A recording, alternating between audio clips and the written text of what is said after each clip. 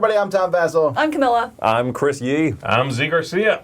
Today we're taking a look at First in Flight. This is from Artana, but this is the new and improved Artana, which is owned by Genius Games. So their games are going to be better, because Artana's games weren't. Bold statement. Wow. Yeah, that's Okay. I stand by that statement. Fire. Anyway, their games are based on Might be history, and Genius is based on science, so that's why the separation. This is First in Flight. Who's the first person to fly? Don't get caught up in that in the comments. In this game, it could be anyone. It could be you, and in fact, in one game we played, it was Tom Vassell. So I'm just saying, it could be anybody. Here's how it plays. In this game, players are going to be taking their pilots, and they're going to be going around the board, and you're going to be doing that 4 times, so 4 years.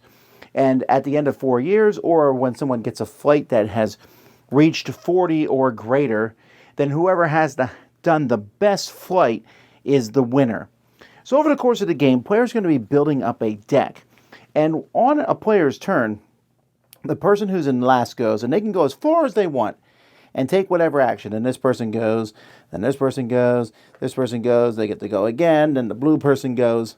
And that's kind of how you'll do it. But all these actions are going to help you make a better deck. At the beginning of the game, players are going to have some problems with their flight. These are going to be flaws that they built into their design. They'll also have some glide cards which aren't very good, some experience cards, but as time goes by you might get some cool upgrade cards in your deck. And what you're going to do is whenever you do a flight, you'll start turning cards over. So there's a 1, here's a 1, it says add another glide to my flight. So there's another way to get glides into your flight. And you're going to keep going, but when a flaw shows up, you'll see that there's a little symbol on it. If you ever have 4 of these symbols on the flight, you're going to crash, which isn't the end of the world. You'll still have the flight, but it will slow you down a little bit in the middle. It will cause you to go a bit slower. But this one here says I have to tap one of my green cards or play my descend card right now. So I might have to play my descend card or end it. So speaking of that, you're going to have different cards in this game. Some of them are green cards. These cards are cards that you can tap once per flight. This says when you draw a red card, I can get rid of one of my glides for my flight to shuffle that card back on my deck instead. So at some point, let's say I've drawn a few more cards. Let's say I managed to have a green card, and I'm like, you know what? I'm going to descend because I don't want to get 4 of these. Maybe on your third one, you'll start descending. At that point, you'll take your plane card, and you're going to put it on the descend side. So you would put this card here. This is going to add 5 to my flight as long as I don't crash, but I still have to draw 2 more cards. And then if I safely land without drawing 2 more of these symbols, or 4 total, then I'm going to add together all the numbers here, and that's my flight. Not only that, but you can put up to 2 of your cards, your flaws that you've found, and you can try to fix these in the future. If you fix these, you are going to replace these with ordinary flaws that are still going to cause this symbol, but do nothing else. And when you fix these, you also get a reward. So having these negative things that can cause all sorts of things, there's lots of different flaws in the game. Some of them even cause extra crash symbols. This one doesn't give any distance to your flight and it will cancel the next one. Some feel like they're worse than others, but they're all worse than just having some basic putting these in your flight. But you're always going to have some of these in your deck, and many times you'll add more of these to your deck as you add better cards to your deck. Now, it might sound basic, but that is kind of the whole gist of the game. Yes, at the beginning of the game, each player is going to get a pilot, and there's lots of different pilots to pick from. These pilots will give you special ability. The first time you fly over 15, these pilots become famous, making their ability better and giving you a small reward. You're also going to have a chance to get friends that you can basically tap once per year to give you some special ability. Like this guy says, when you get him, he's going to give you 2 of those glide cards. When you fly, you can add 2 more glide cards to your flight. This guy, when you fly, you can get rid of a glide card to get another green card. You've already seen the green cards. They give you special abilities during a flight to kind of manipulate the flight itself. And then blue cards, you'll get these, are upgrade cards that are just going to give you special abilities that will last the remainder of the game. And then there's other spaces on the board here. Some will be fixing your flight. This one actually lets you take a flight. Some let you do anything. Some give you money. Money is a cost for many different things in this game. Some give you the upgrade cards. When you get to the end, at the end of a year, there's money prizes down in the corner here for people who did the best flights that year. And you go again. And like I said, you'll go until you get to 4 years or till someone hits the magic number of 40.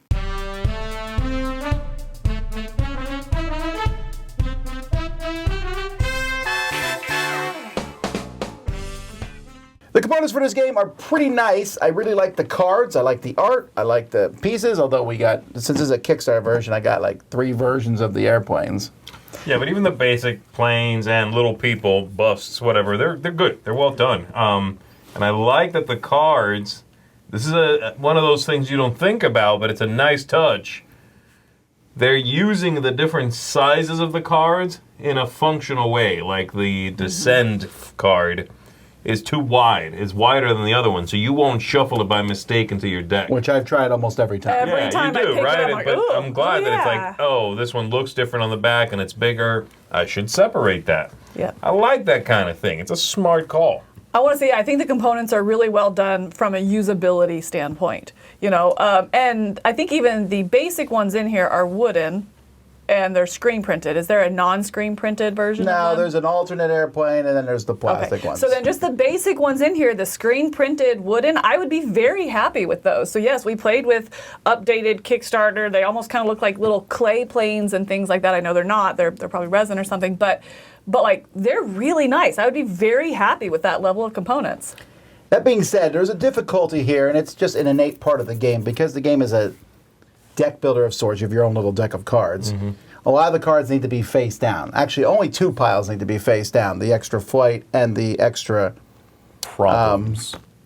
The flaws that you get.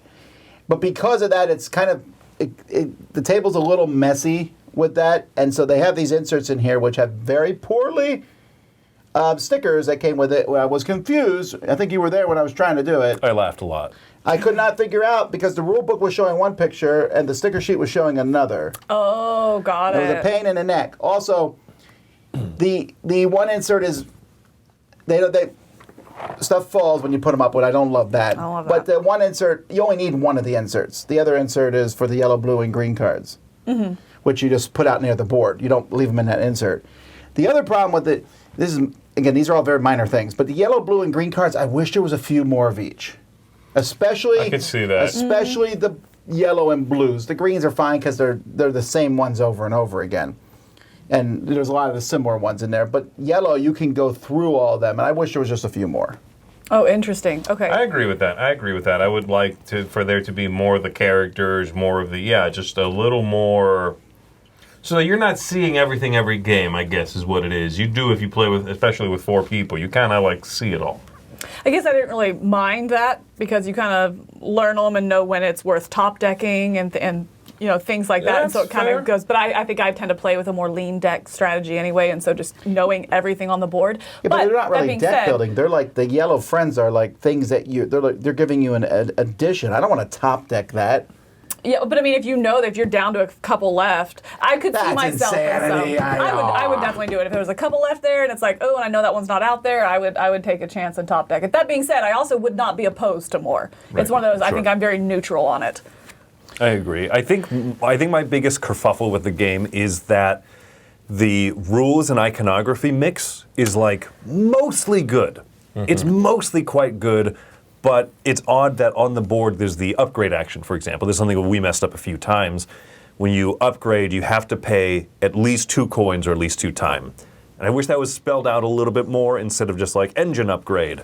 Like, cool, oh, that's actually spelled out on my player board. Mm-hmm. So this icon references these icons. And even these icons on my player board aren't as explicit as I would want. Right. The minimum cost, how many you look at and keep, and you get a design flaw, which is different than a basic flight problem. Like some of those little things are hiccups with the rules. Which I think once you learn it, it's really smooth, and I like that they have different names because it's does bring clarity to it, but it does make it a little less intuitive, a little bit clunkier that first play until you get to it. So I think once you're past kind of that hump, it's really good and I like it. But it's just kind of sticky in the beginning. And it's like, wait, what is this symbol again? Wait, how do I get that again? And there's not one cohesive place to go for the answer outside of the rule book.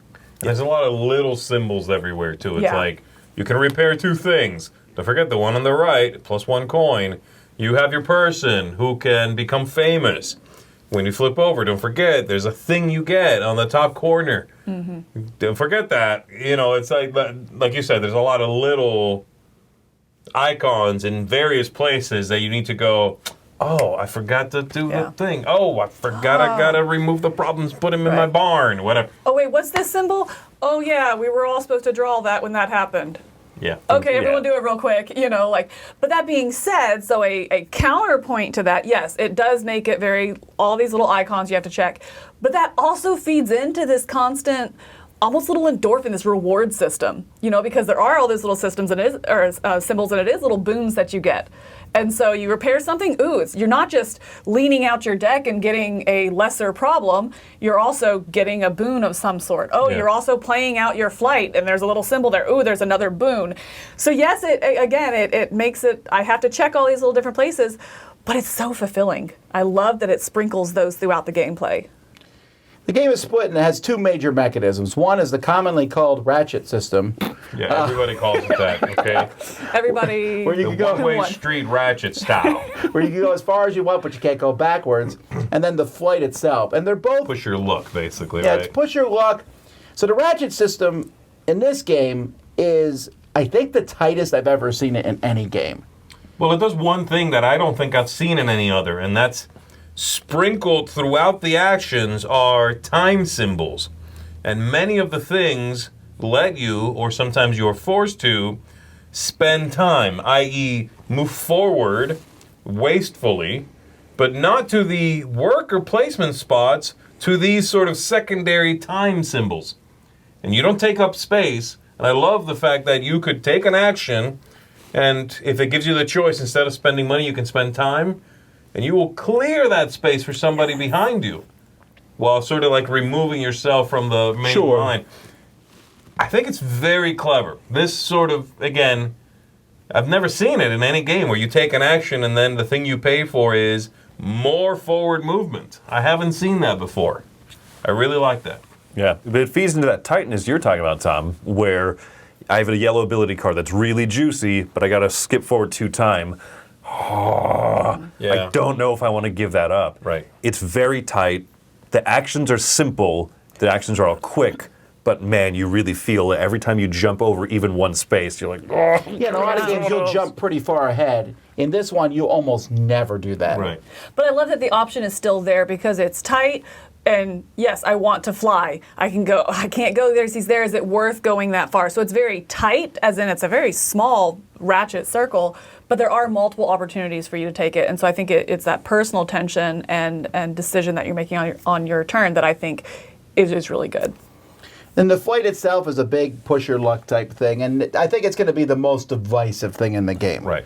Some people are going to really hate that part. It has, I mean, there's a lot of games that use this. The most popular is probably Mystic Veil, or what's the one where the cards were upside down and you flipped them? What about recycling? Memory. Yeah. Anyway.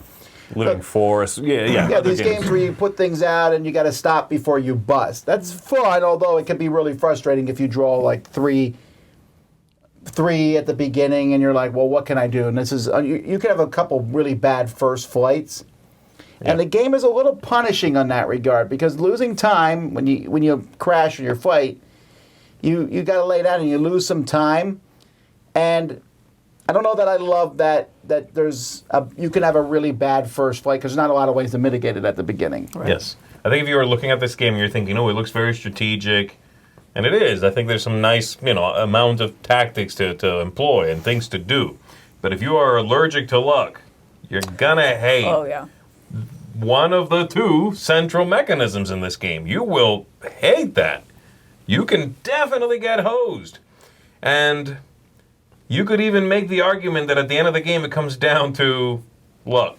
You could make that argument. You mean for the final flight? For the final flight. Yeah. You could make that argument that you get one final flight and somebody just might get luckier than you because the 2 of you have kind of similar decks. I get it. And I would not even be opposed to somebody saying, well, let's might as well roll dice at the end of the game. Like, okay, I kind of get that. Yeah. The journey there, I think, is fun. I think it's a fun game to play. My only problem is, as you're taking a flight, I'm kind of just sitting there and watching you do it. But even so, I'm like, ooh, you're going to bust. Watch out. You can still do a little bit of that. The actions are quick. Every other action, like you were saying, really is quick. It's just the flight that takes a little bit longer. And it's a fun game to play. The stuff that's happening is engaging in this game. It's too bad that when you're flying, you're having a ton of fun, and everyone else is kind of like bathroom break time, and it. Not me. I'm watching your foot, you cheater. And it's a lot of counting too, right? Especially because you're sitting, okay, 17, 18, 23, and you go, oh, I revealed this flight problem, which means that my 5 is now a 2. What did I say I was at? What did I say I was at 23? You know what I mean? It's a lot of that. And then you count up again at the end, basically. I don't know how it could be quicker and yet still, as you're saying, as fun as it is. Right. Because I can use this pilot skill that I got to then look at the top cards of my deck, and I'm having so much fun burying certain cards, setting things back up, and everyone else is kind of like, Chris, are you done yet? Are you done yet? And sometimes it feels like a little frivolous in that I do all this manipulation, and I got 3 more spaces on my flight. Yeah! What does that equate to? Nothing unless you're triggering the end of the game, right? Maybe some coins at the end of the round. Right. But you're always going to give it your all. You're always going to tap all your equipment and do everything you can to just extend that flight, because it might be the game-winning flight. Mm-hmm. Right. Yeah, I want to say one play, because I went back and forth on the time of it. I was like, did it overstay its welcome? And in one of the plays, it ended by someone hitting 40 right at the end of the third round, which would have ended the third round. And I remember thinking at that point, I was like, this was the perfect length. But if I had to go a whole nother round because no one hit 40, that would have definitely overstayed its welcome. Well, I think one game I played with Tom, it was similar. I think you want to hit 40 almost. The hit for 40 was around the end of the third lap there. And so I feel like if it's consistently like that, it doesn't overstay its welcome. And so I find that the flights, yes, they do take longer and they bog the turn down a little bit, but that's not every turn. And like Z was saying, the other turns are so quick. All right, cool, I'm going to pay 3 coins and take this upgrade. All right, I'm going to pay the extra coin in order to do this repair, and I'm done. Cool, next person go. Or, oh, it's me again, whoever. And so the flights are where it does bog down, but if it really is consistently at that 3, then I think it's right where I want it in that lengthwise, and the flights taking so much of that time don't bother me.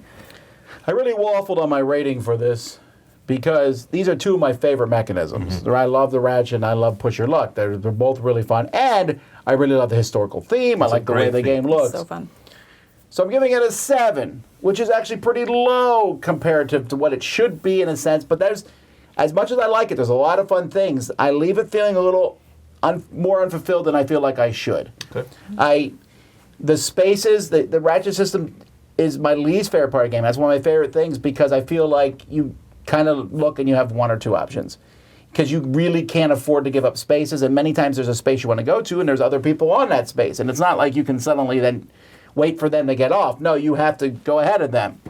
I mean, if you're really unlucky, sometimes you might not have a flight on a round, which is the most fun part of the game. There are ways to mitigate that. I know there's the any spots and things, but the flying to plane is super fun. So all these things make it fun. I'll play this. You bring it out, I'll play it. I just don't know that I love it. I love lots of parts of the game, but at the end I'm like, oh, it's a really good game, but I feel like it could have been even better. I don't know how or why I'm not there, but I enjoyed it. I'm giving it an 8. I have a good time with this, and I think you hit the nail on the head there that this game has a lot of fun moments. It's a lot of that, like, ooh, I bought a thing. Now next time I fly, I'll be able to do this. Ooh, I hired a friend. Oh, I solved a problem. Look at that. I no longer will have to deal with this card showing up. There's a lot of little moments, little hits of fun things, and then, yes, it all kind of comes together when you take a nice big flight and maybe things go wrong, they go right. It's funny if things don't work out. I have a good time with it. This is a solid game. The theme is great, components are great, and it feels good to play. So, nice solid 8 for me. I'm also giving this one an 8. I think there's a lot of smart things in the game that we didn't talk about everything. When you fly, you see what your problems are. You can garage them and you can repair them, and you get like that process leans into the theme of the game. Yes. The game is very thematic, and I love and I appreciate that about it. I do have those flaws with it, but at the end of the day, it's very fun. And I think the more that I play it, the more I see that rondelle, and I'm like, I'm willing to jump 3 spaces now because I'm familiar enough to know that that's a shiny, but I don't need it. So I think it rewards more play, and I do love that everyone gets one final flight at the end. Yes. Not the first person trigger 40 wins it, because the last game that we played, I triggered it, I was on my high horse, and then someone else went right by me. And you know what? They did the better flight, and I think that they were set up better for it. It's a little bit of luck, but I feel like, and it was Camilla. It was me. Yeah. Spoilers. Someone. It was great. Yeah. It was not good. I did great. You approached 30.